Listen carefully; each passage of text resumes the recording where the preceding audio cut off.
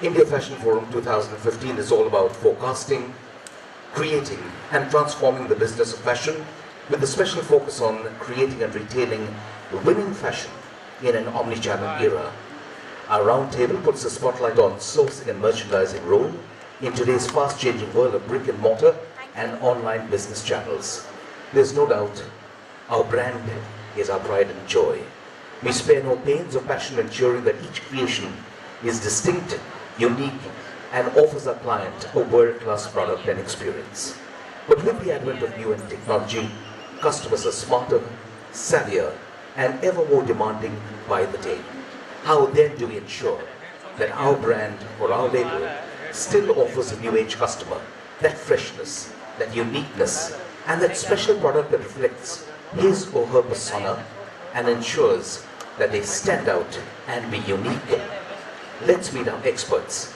Please put your hands together for our moderator, Mr. Ankur Joshi. He's the co-founder and the Chief Operating Officer, Ambab Infotech. Welcome, sir. Please put your hands together and welcome Mr. Amit Sarda, co-founder and managing director, Soulflower. A warm welcome to Mr. Carol Williams, Global Strategic Marketing Associate Director, Dow Channel. Welcome to Mr. Manohar Chatlani, Chairman, Soch. A warm welcome to our lovely lady on the panel, Sana Jurani, Marketing Head, Heel and Buckle, and Sandeep Yadav, Head Sourcing and Merchandising, Snapdeal.com. Ladies and gentlemen, bringing up the panel and making our first presentation is a very charming Punky Saxena, Associate Director, Retail, Technopack. Punky, over to you to make the first presentation, and thereafter it's over to our moderator to take us through. Thank you. Good afternoon, everybody. Thank you for your time. So I shall be talking to you about largely the Indian apparel sector, the fashion nuances that define the key segments of men's and women's within the Indian fashion sector, and how sourcing and merchandising is changing in perspective of this rapidly evolving retail ecosystem that we see these days. So basically the one takeaway I want you to have from this slide is that contrary to a few years back where the mature economies were of relevance, it is the emerging economies of India, Brazil and China that are becoming of increasing relevance and importance in the global apparel sector. That's because they are showing a robustly, significantly growth rate of 8 to 9% compared to what mature countries tend to show, given that they have a sizable apparel base already. So it is India, China, Brazil and Russia that will be of relevance and significance for global retailers and apparel brands across the world.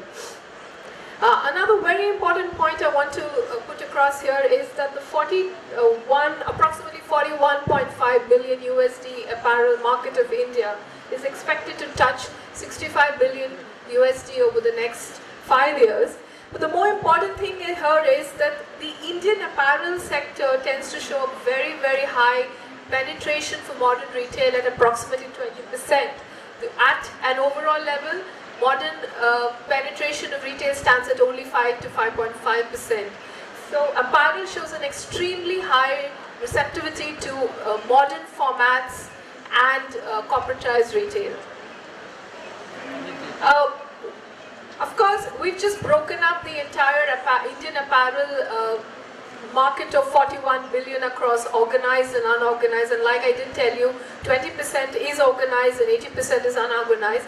However, a key salient point here is that the men's segment holds a significant 42% of the Indian apparel market, domestic market, followed of course by women's at 38% and women's at 20%, at kids at 20%. The key thing here is this is very, very contrary to what you see across all other countries in the globe.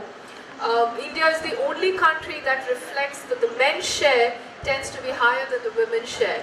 This is different from what is witnessed across other countries where it's the women's share within the apparel segment that tends to have a higher percentage and a higher penetration.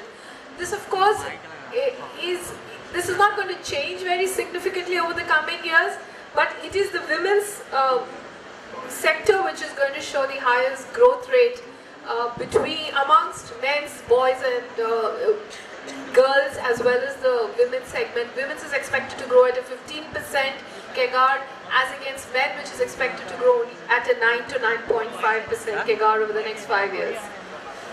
Briefly talking to you about the nuances that shape the Indian fashion market and the apparel market.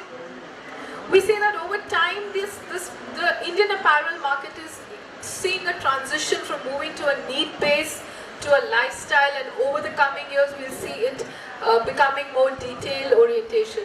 To just put that on an everyday perspective, earlier apparel was evaluated only on basic function, comfort and prices, and basically a wardrobe was just segmented into products of shirts, trousers, jackets and saris and salwar kameez in keeping with this segment.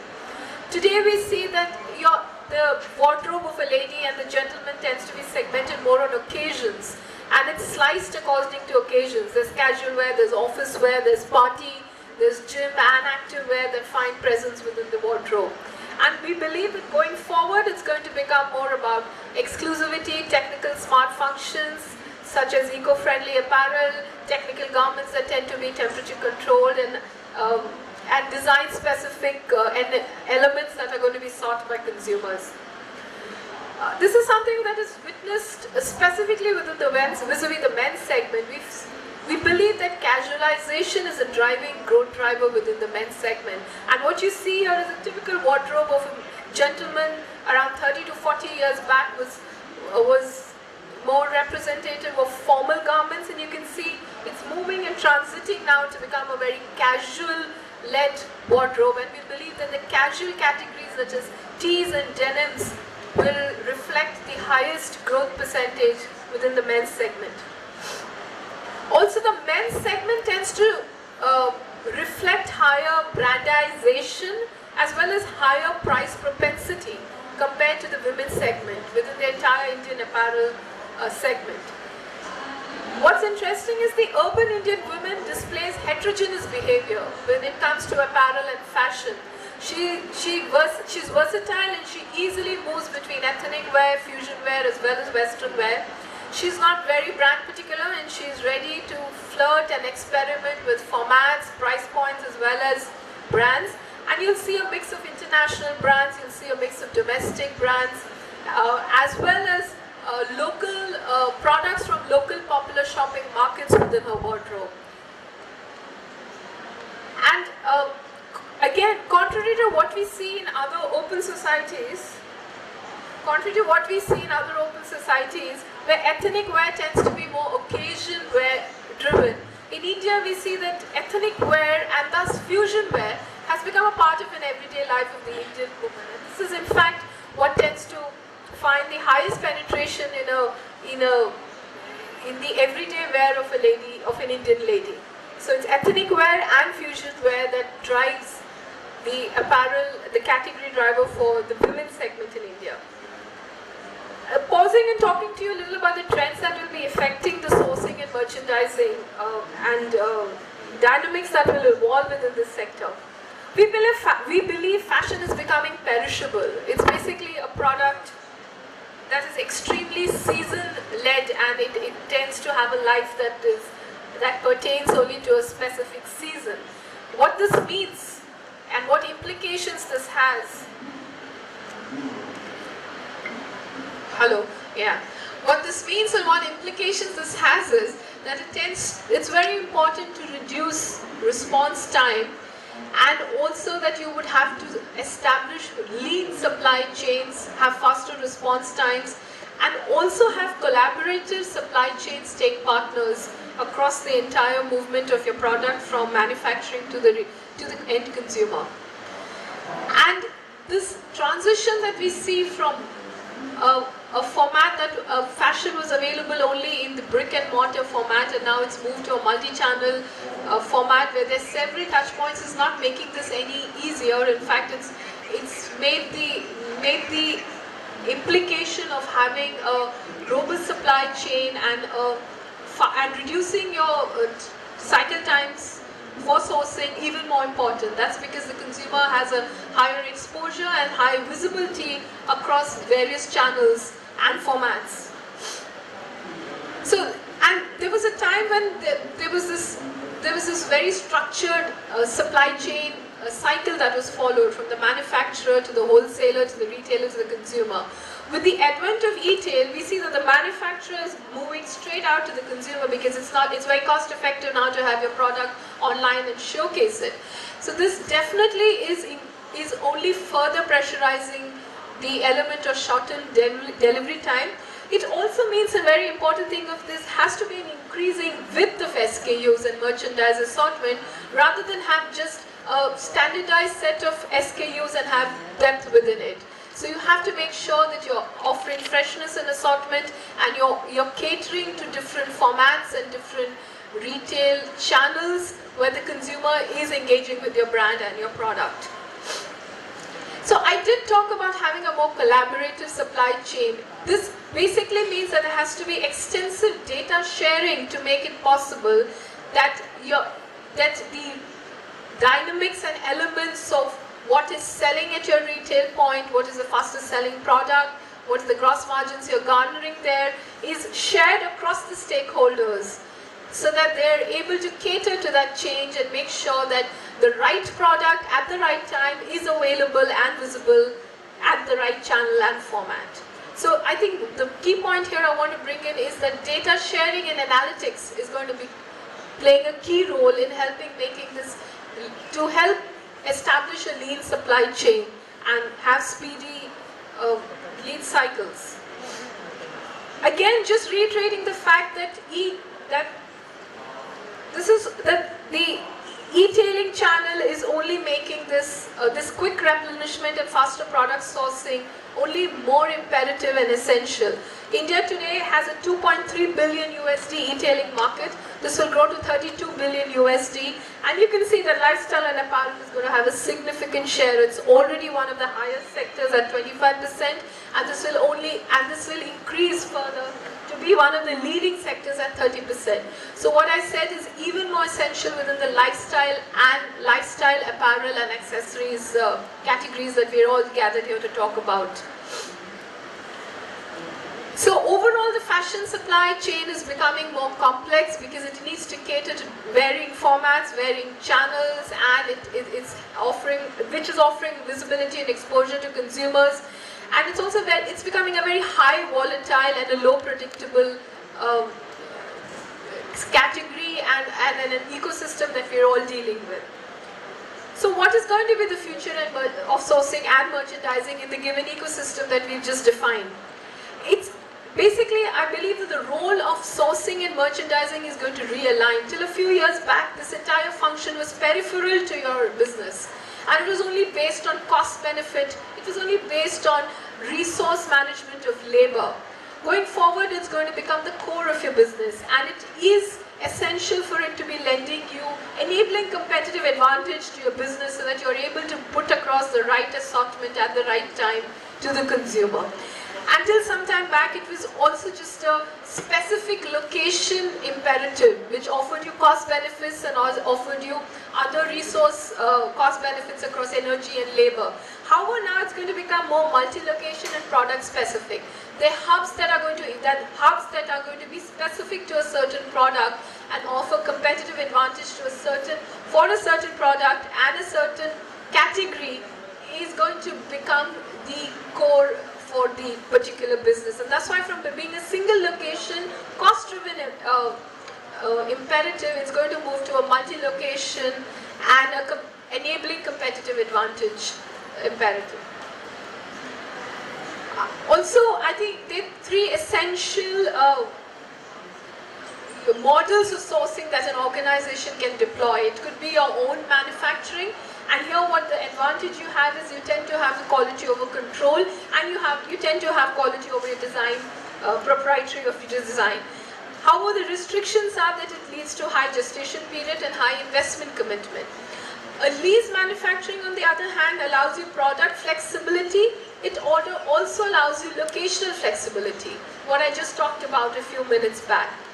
And the importance of the key prerequisite to having a leased manufacturing is that you should be able to promise your stakeholder a high volume requirement, so that he is engaged with you and he's able to bring to you competitive advantage, for which you'll have to again focus on your merchandising and your planning activity, so you're able to give visibility on the quantities and the assortment that you're going to be putting out to that particular stakeholder, and you basically move from just being a vendor to a partner association. And then of course there's a supply chain partner where you actually you outsource the entire function of sourcing, from design to product development, and that's when expertise comes in, and that's where new businesses will evolve and they will become centers of expertise on design and product development and sourcing. And as I've said, even merchandising, in addition to sourcing and buying, is going to play a critical role. That's because a merchandiser will have to understand how does an assortment change in an omni-channel environment. Different assortments and specific assortments for specific formats, for specific channels. And you will have to probably do a process redesign and improvement rather than just looking at KPIs such as COGS and gross margins. It will have to move to how have you impacted the business on making sure that your process is realigned to this complex demand of the environment. Technology will be important. I've talked about analytics, but here what I am actually trying to put across is technology deployment will become essential at a sourcing point to ensure that there's alignment of sourcing with product development, technology at warehousing and shipping parameters to make sure that logistics times are reduced. And technology will also help to reduce need for labor management and will help the organization focus on post-sourcing and merchant designers. So in addition to analytics, this is the key point I wanted to take about. Even technology intervention at each point across the sourcing supply chain will also make an impact and will become essential in the future. And I've said this before, but basically strong partnerships with stakeholders where you measure them and you evaluate them, not just on quality, but even on compliance, product design, product development, and you ensure that they emerge as hubs and centers of expertise for the entire sourcing cycle, from design, product development, and ensuring your product is there.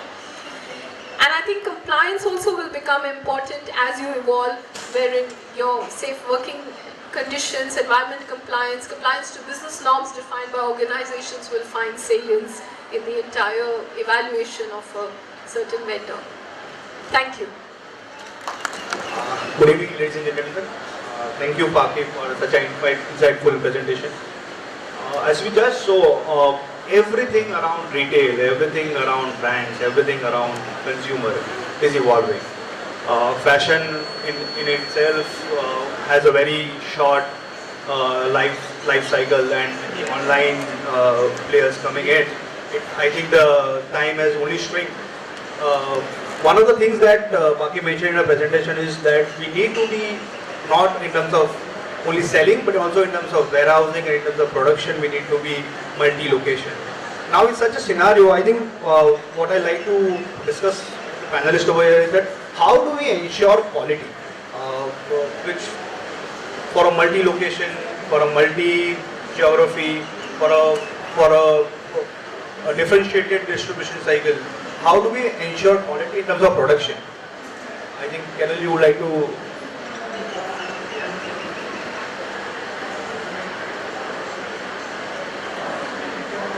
Testing. Okay, wonderful. Thank you. I'll speak quickly and then I'll pass the mic. So one of the questions I think you asked is how do you ensure quality? And obviously quality control or quality assurance can be a full day's topic in any given moment in time in the value chain or in our company. So I'm going to speak from a perspective that's relevant to what we heard from our guest speaker. One way to ensure quality, I believe, is as you look at what we're trying to do, is to ensure that you're developing a quality grade of product. Quality grade of product is taking advantage of what I'm going to call futuristic trends that's technology savvy. So I'm going to say, how do you leverage technology into your product designs and into your product development to have a better quality good delivered to the consumer? I propose that one key element is advancing the product design and the product development aspect of each of your companies, which can help deliver a better, greater product that can be a more sustainable product throughout the retailing, merchandising, but also the consumer experience process, and looking for those functional materials and or technology advancements that can take products to the next level. Not only where they can be enjoyed by the consumer, but that they also can be friendly throughout the selling and retailing process.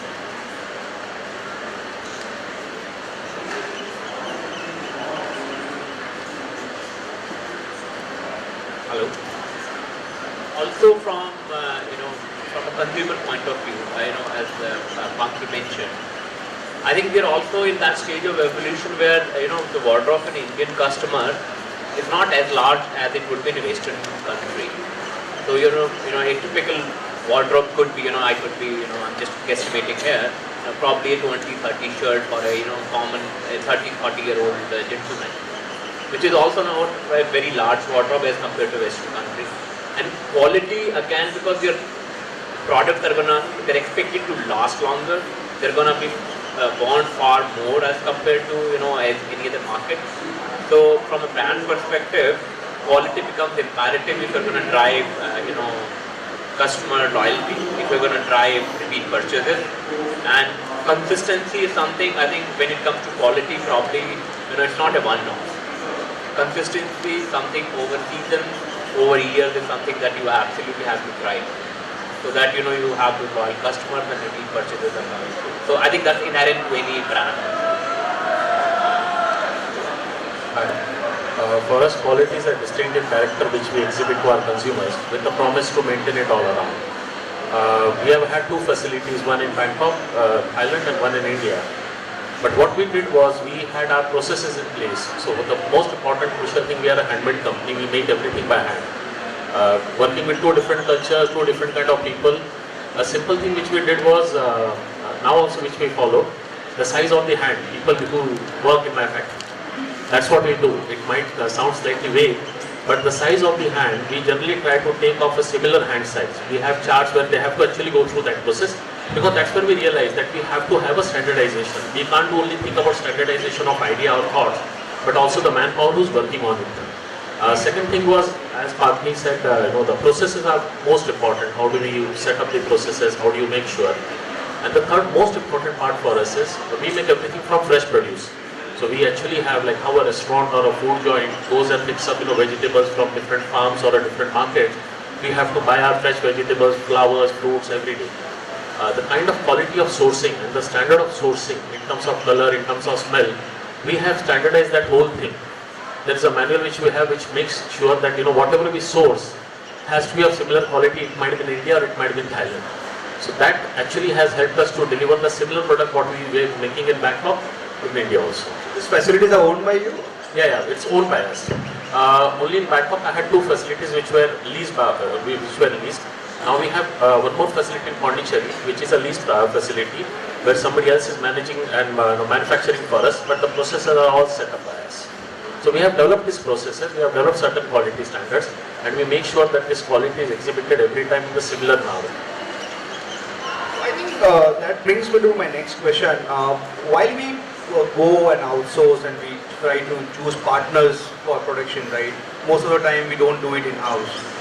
What are the key parameters that goes behind scouting for partners, right? Eventually there's the guys who are going to deliver the product for you.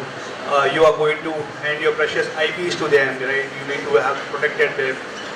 You are passing your designs to them very easily to get inspired designs somewhere else from those facilities, right? So what are the key parameters that goes behind finding those right partners for production? Manoj will like. I represent the brand called, we have a brand called Soch, and we deal in ethnic wear. Now the ethnic wear market is such that every different part of the country specializes in something. You have handloom manufacturers in Ceylon, you have a different type of handloom manufacturer from Andhra, you have Lucknow chicken work coming from Lucknow, you have a different type of printing from Delhi, you have a different type of embroidery coming from Calcutta, different type of printing from Surat, different from Jaipur. So it is essential for us, we have no choice but to outsource. It's impossible for anybody to manufacture everything in-house. And the other advantage is that I get to choose from the best of this. Like if there are 60 or maybe there are 6,000 people making printed fabric in Jaipur, I choose from the best of these. The best of Jaipur prints I get the best of Lucknow chicken work, best Calcutta embroidery, best guys from Delhi who are doing printing. And quality is never an issue because our volumes are large, we pay cash. They will only supply the best quality because they don't want to lose us as customers. There are not that many players who buy such large volumes and pay promptly. Any experiences where you will have to probably talk a tough line with your sourcing partner or your production partner where you felt that you were shortchanged and things didn't come out to be the right quality? You have any experiences as such where you want to do something like? We normally do a very small purchase in the initial. We get the lab test done, we check the quality, the finishing, the fitting, everything is checked. Quality of stitching, sizing. After that only we start buying from him on a larger scale. So we've never had any issues. I think to move on, the another important question that we have in mind is that with fashion being so fragile, right? Fashion being evolving every day. How do we go about planning our inventories? So, what designs works for us? Is it a past experience? Is it a competitors benchmarking that we do? What is it that on ground it really goes behind planning your inventories in terms of volumes, in terms of designs, in terms of design plus volumes? I think for us it's pretty much, I represent a footwear brand, so for us of course keeping in sync with all the latest trends definitely works for us, but I think we've sort of found a balance between keeping it a little bit, sticking to traditional classics that work all year round and then keeping a little bit of a balanced mix where you stick to trends and you have a certain part of the collection that's devoted to being more seasonal and a part of the collection that's devoted to being all year round staples.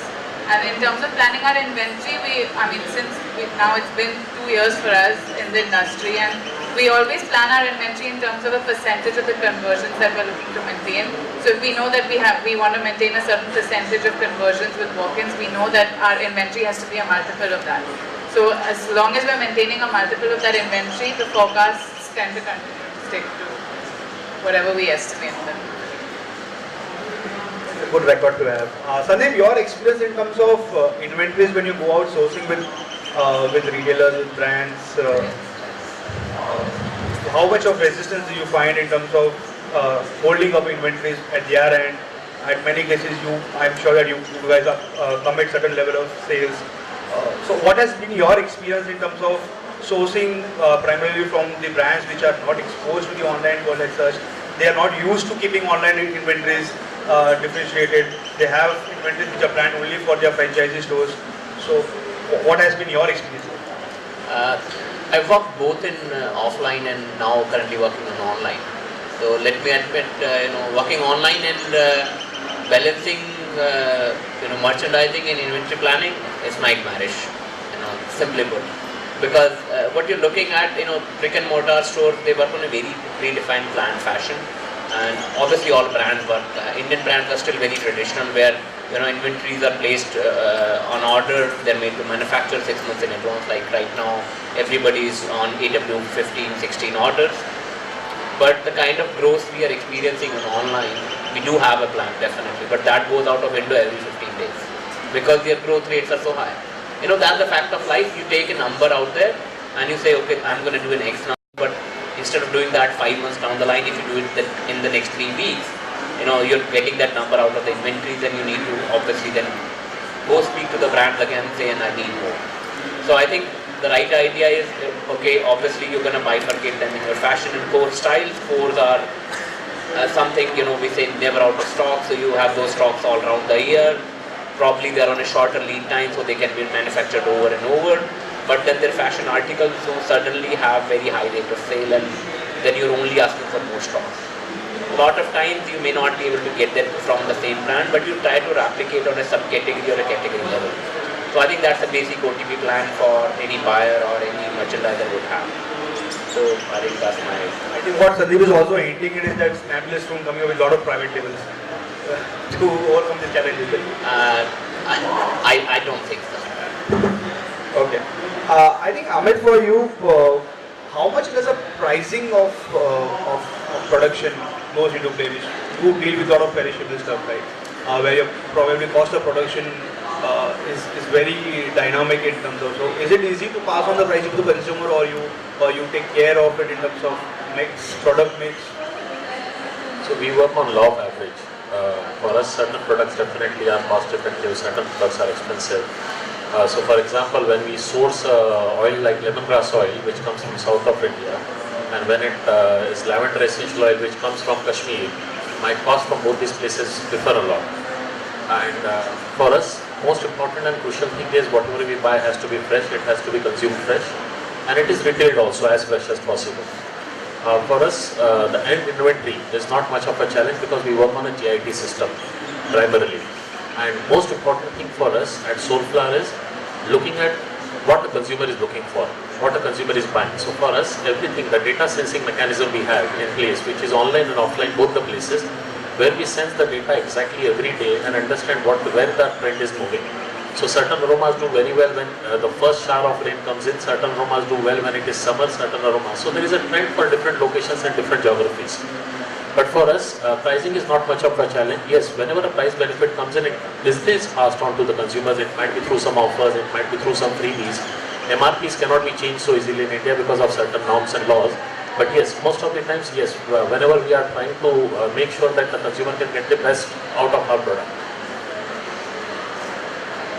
Add to that if I can, if you don't mind, just for no, sure. I think building on the law of average, particularly in the apparel sector, one item that I find often overlooked, but I think is very important, is the idea of once you take your law of averages for pricing, consumers are very savvy, and the whole point I think today is how they're becoming more advanced in the amount of research that they do. And so I'm a big proponent and advocate of also feature-based pricing. Right? So you have a staple product, you have your law of averages, you have seasonality. Seasonality can be both in the form of actual seasons, but it also can be looked at in view of your segment of customer base.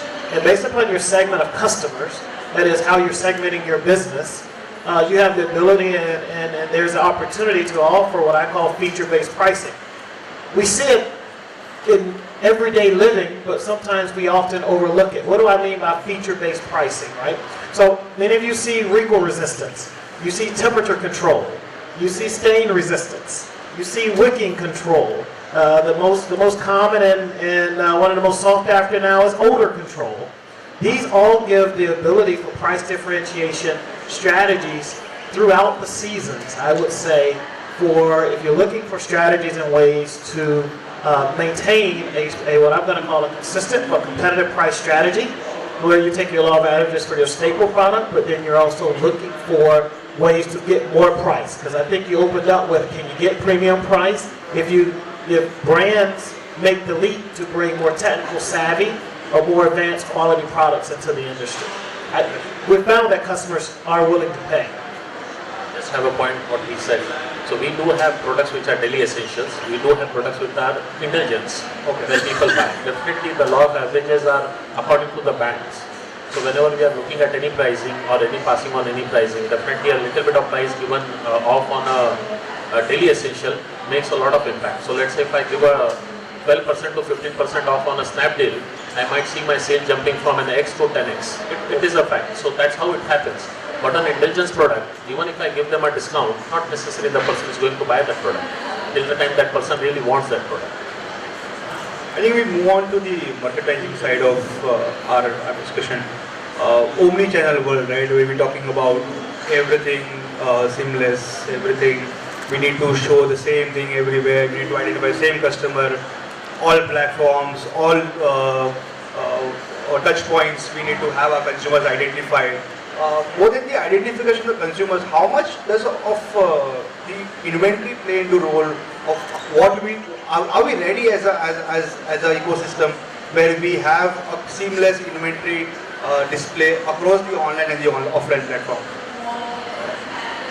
Probably Sandeep, for you, so but my question more over here is that when you go out and source things, right, and when you want to merchandise those things over there, do you really see a differentiated inventory between an online and an offline play? First, I think a brand would be better placed to answer that, to be honest, because they are at the sourcing and the what you call manufacturing end of it.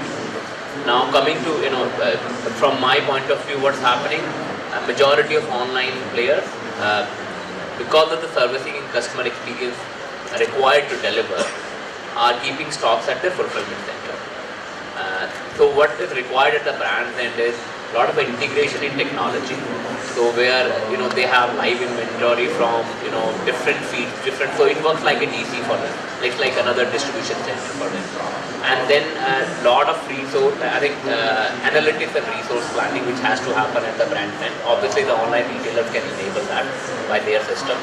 So everything is going to go down to meticulous planning where you can see your inventory visible across channels and you taking calls on the basis of movement of your inventory, and obviously there has to be alignment of business with those particular channels because there are expectations of deliveries on top line and bottom line.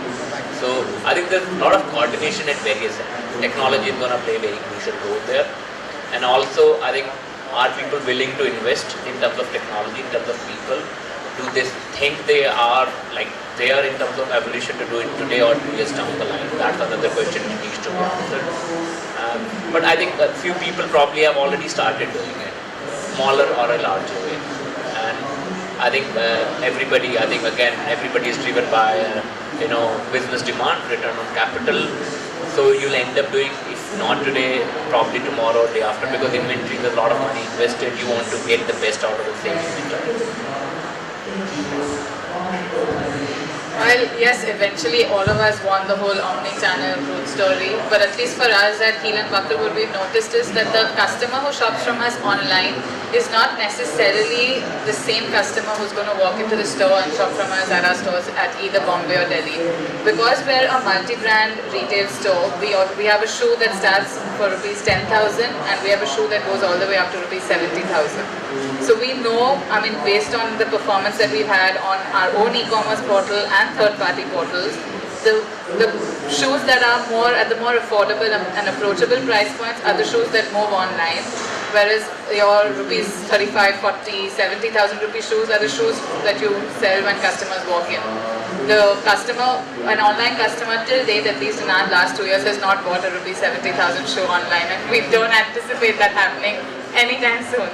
So obviously in terms of our inventory planning, we know that the more affordable price points are that inventory is directed towards our e-commerce listings, and the more expensive shoes are the shoes that are left in stores. I think Manor, for you, as you said, you have a traditional clothes from across India, right? So how do you go about positioning? How do you go about merchandising of those products? Is it a storytelling? Is it a festival-driven thing? Is it a flavor of the season? How you go about merchandising your products?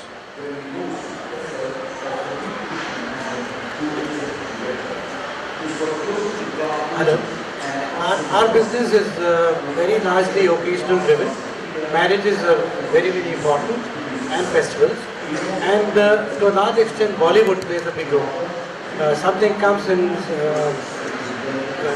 Katrina is wearing something in a movie, and everybody wants that. And it has to be on the counter within a few days, because that particular style is going to sell for the next 2 weeks, not more than that. And to answer Sandeep's query about the brands having to keep stocks, at least we have a separate warehouse for online. So, because we know that when a customer orders something online, he expects it to be there. If he comes to my store, if I don't have a piece, he doesn't see the piece, he doesn't buy, it doesn't matter so much. But when he orders it online, he wants it to be delivered. And if every 2 or 3 times he orders online, he doesn't get that piece, he's not going to come back to your site at all. So this is very important. So I think Karina Wala Langa is the must to have in the Bollywood. Just have one point, taking on Sana's point, which you said that most premium products don't sell online. Even I had a similar kind of thought 3 years back, and I met a guy called as Kunal Bair in a similar forum. He works with him now.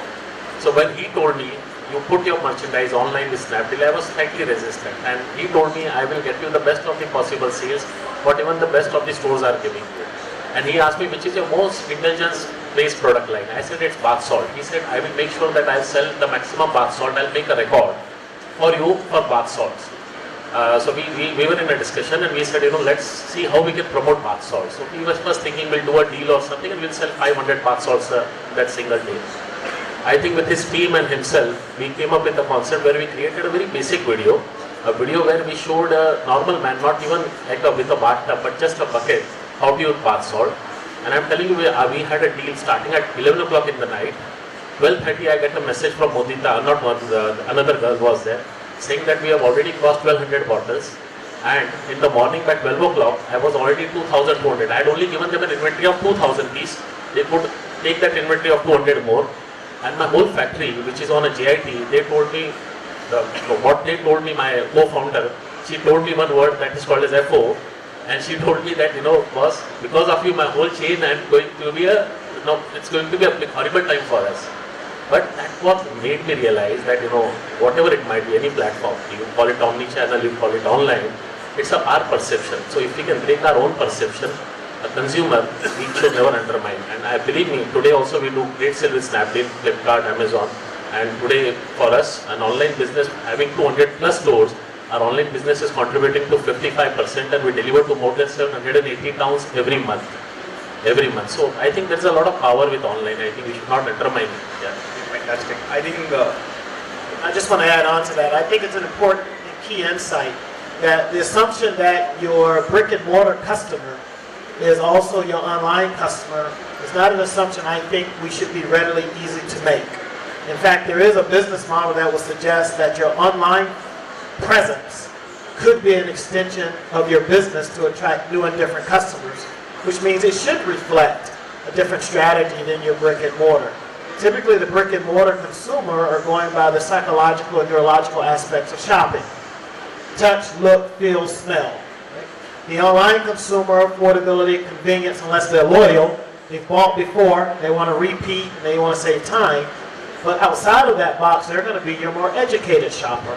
So what you promise through your brand, the quality of the product that you have and the specifications that you provide them with tend to be indicators of where and how they spend their time shopping.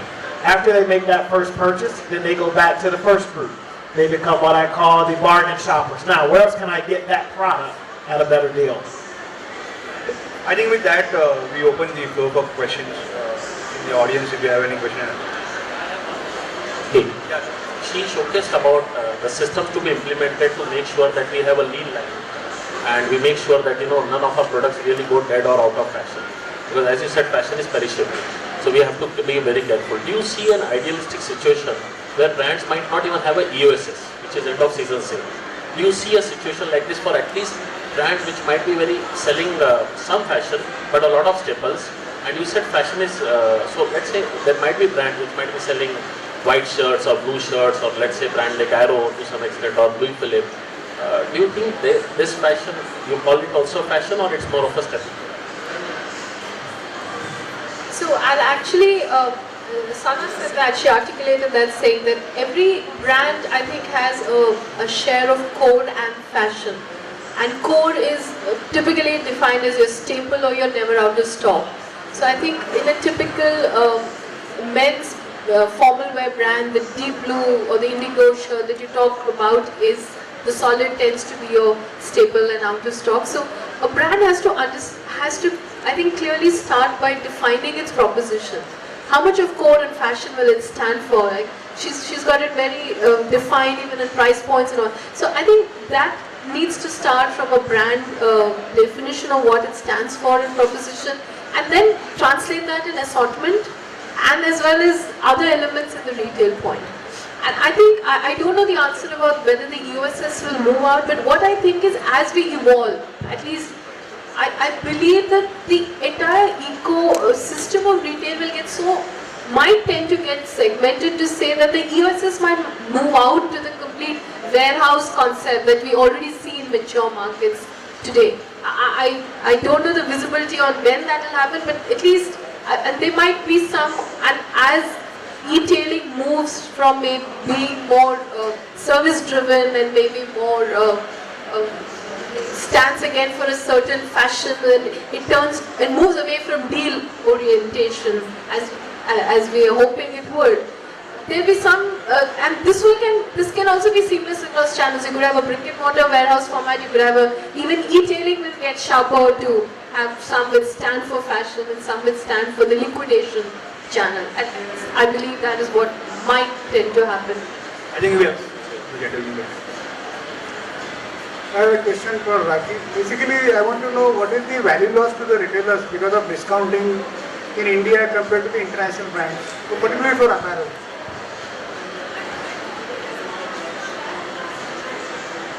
And the second is how many inventory turns the typically Indian retailer do compared to the foreign retailers.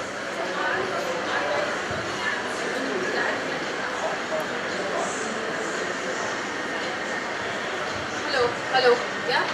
So yeah, I wouldn't say that there is a defined metric and a bracket that retailers and brands in mature markets have and what we would have. But I do believe that the science is more evolved, and there's so many best practices that can be developed. That's simply because we are just at the evolutionary stage of retailing vis-a-vis fashion and apparel, whereas the mature markets have evolved to reach the phase that they are in right now. So we tend to see sharper formats standing for, like I just said a while back, that formats stand for a certain proposition. It would be a liquidation channel, or it could be a high fashion channel. And as we move along our evolution curve, I think we're going to get to. Why I'm asking this question is I got this insight from a small technician for a brand, the Indian children brand. He told me that because of bad quality apparel in India, the Indian merchandise retailer, that this brand only, his owner, was losing 30% on value loss, on discounting, number one. Number two, the number of tons in inventory in India apparently are not more than 4. So that only answers that you cannot get away with bad quality. So he just believes that, bad. So it's a sign of the consumer evolving, that bad quality is definitely going to lead to your margin loss and your gross margin loss. And I think consumers in India now understanding that USS is not only about quality, it's about a change in a season, it's a change in a fashion cycle. Till a few years back, everybody had this perception that it's defect lots that are being given out. But we're reaching that stage where it's clearly that you need to refresh your assortment for the new cycle, and that's why we are moving to this. Just adding back to what Punky is saying, and also tying into what Amit was asking, will the USS last and what the value loss because of discounting? I think as evolution, if you have to really look where probably, because I've worked in foreign markets as well, where Indian brands haven't evolved a lot is we wait for 6 months to discount. None of, you take the best retailer out in the foreign market. On the very first day, you enter a Gap store, whether in Hong Kong or UK, you'll have value propositions, you'll have deals in the store saying you buy 3 t-shirts or 2 t-shirts or something. A certain area of the store would always be, would have a mid-season, certain products which are slow sell-throughs, they would be discounted at the rates of 20-25 because you're trying to create space for future inventory. That's how you increase your stock turns also. We as, Indian market, we wait for January to come to discount all the, 4 months of inventory. I think as we move towards that, you'll find out you probably could sell far more stocks at 20-25 during the season rather than doing a 50 in January and February. I think that would really, I think you're trying to get more out of your inventory, so your value cost is lower. So, that's how you could probably address it.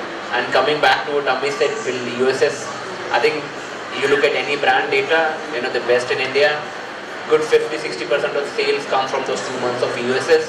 So, they may want to point out to online saying they discount, but the best of the brands are selling majority in discounted time only, because that's what probably reality of Indian market is. We are a very value-driven market.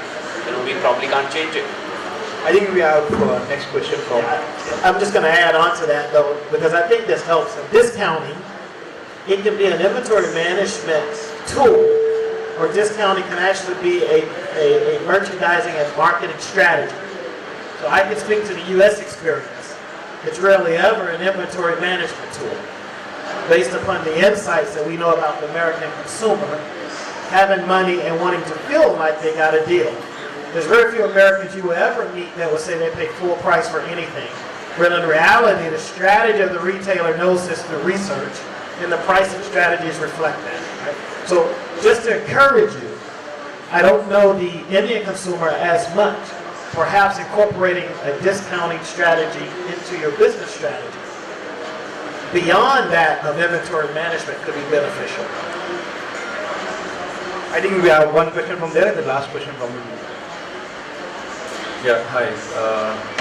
One of the things we talk about that the sourcing and merchandising, when we look at the core products, we say, the sale period, we always say the core products go on sale, never sell on full price easily.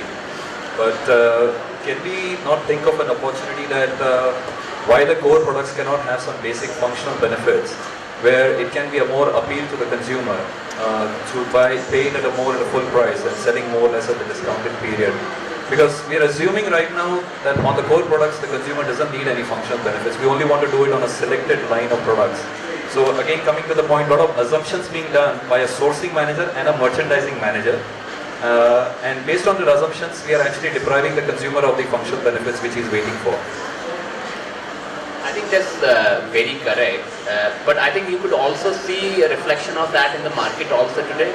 Say for example, if you have to take bottom wear for formal menswear brands, you probably what you're calling core. Now there's an innovation. Say for example, autoflex. So it's a flexible waist.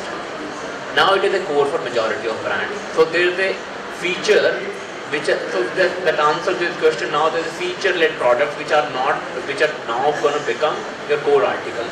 So that could be happening. Then you have got easy care, you got stain-free, some of those products being core for say an M&S or an Arrow also. So I think that's happening already. Probably not to a large degree as you probably are saying, but that's again evolution process, and customer is going to push that. I think one of the points Paki made in that presentation, right? So we are, as a consumer, are more moving towards from a need-based consumer to a luxury-based consumer, right? So luxury is an ambition, right? And then when you're getting an affordable luxury, you're trying to grab it before anything else, right? I think attributes that are perceived to be of value. Value doesn't always mean the monetary metric. If a certain attribute is perceived to be of value, and you see benefit in it, you will be ready to pay that additional. But that attribute and that benefit has to be communicated for your. I think. Adding to her comment, and that I think that's the specialty I bring to this table. I'm a technology supplier to the industry, and most of my technologies are all about driving attributes and benefits that should be marketed to your consumers. And oftentimes it is quite the conundrum between the purchasing manager who's looking at cost of material and the marketing and merchandising manager who wants to drive more volume and traffic and increase sales. And the two does not have to be just opposed. Actually, the best companies link the two together. For those of you that are not aware of some of the leading attributes, and I'll speak to one, which is why I'm here in India, I'm driving the function of fabric protection and odor control in garments. Given the seasonality here in India, and given the increased purchasing power of the consumer, when you think about the functionality of your textile products across the seasons, whether it's hot and humid, or wet and humid, or humid, right? You have all the conditions that breed into early deterioration of fabrics. When you spoke earlier, I thought it was right on point with what drove us here, where you said eco-friendly products and functional performance products. What attributes will consumers are willing to pay for that links to that function, right? So today we're driving the odor control technology. So if you don't have odor control in shoes or in your apparel, see me afterwards. But there are other things of that nature that I say, instead of the discount strategy, look at the value add strategy. And the value add strategy doesn't have to be just a one line, and it doesn't have to be a major 20% ad. It can be all lines, and it can be a 2 to 3% ad, but in reality, you are taking the consumer into that next generation of goods. Yes. My question is directed to Mr. Sandeep. So as you know, merchandising and sourcing head, obviously you as likely mentioned, products go on a discount after you test them in the market for a certain period of time. So usually as a website, when you're already on discounts, to avoid the clutter of too many products coming onto your brand in terms that, you know, like a lot of brands have products that wait and then they put it on website for discounts which they want to clear off. So how do you strike a balance between you know, getting brands to give you as many articles on board and, you know, them cluttering you with things that don't sell at their stores at all. So how do you strike that balance? Again, you know, I think the answer lies within your question. Is like striking that balance between both. You know, when you compare a brick and mortar and an online store, it's like one store which is catering to the whole of country. It's very easy to do an assortment plan for say one store somewhere in Bombay because you have a catchment. You know you actually even know the median size of a trouser being bought from that store. But for an online one store for the whole of country, this is a challenge. And I think your second question was in terms of merchandising, like when you got a lot of assortment, how do we address it? I think when it comes to online retailing of apparel in India, I think we are at stage 1 or stage 1.1. I mean very early stages. So it's like, you know, going after getting market share, getting customer, and then the efficiency part will start coming in. Right now, I think we're still in the phase of assortment building, and within technology platforms, we are able to address, because your assortment runs out, you know, in a couple of weeks. So a product not featured on top of catalog today will happen after 2 weeks. So as of now, it's not as big a challenge as it may be in future. But by then, people would have already known what ratio of fresh to old, what fits, what colors in a particular brand at what point of time. So I think it would be addressable. Again, the basics have to remain same. You need to go through your numbers, you have to data crunch, you have to know what sells in a particular brand. Thank you, Sandeep. We wind up the session. Any more questions, our members will be more than happy to take it offline. Thank you, ladies and gentlemen, for such a wonderful evening. Thank you very much to all our panelists.